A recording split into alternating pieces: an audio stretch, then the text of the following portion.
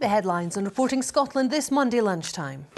Twice weekly coronavirus tests will be offered to people in England.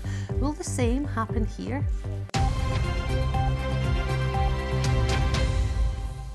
Well, the Scottish Government says it'll consider the implications of an announcement that people in England will be offered 2 home coronavirus tests a week, even if they have no symptoms. From Friday, everyone in England will be able to get lateral flow tests twice a week. They can give results in half an hour.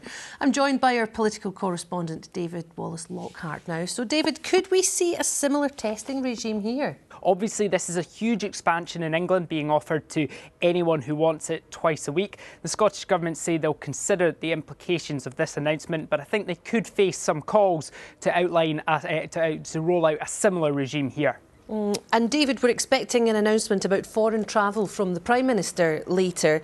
That could include some use of vaccine passports. What are the views on those here? Yeah, so talk of vaccine passports being used for international travel, but interestingly, and perhaps more controversially, there's talk of them being used domestically too. So you'd get access to certain events or facilities if you were able to prove that you had been vaccinated. Now, the SNP say they haven't come to a decision on this, but they do say they're worried about the divisions it could create. Scottish Labour say they accept vaccine passports will have to be used for international travel, but a bit more sceptical when it comes to domestic use. They think it could create divides between the haves and the have-nots. Now, the Scottish Lib Dems have come out strongly against any idea of vaccine passports. They think it's a step towards permanent ID cards. The Greens also sounding quite sceptical. Scottish Conservatives want to see a similar approach across the whole of the UK.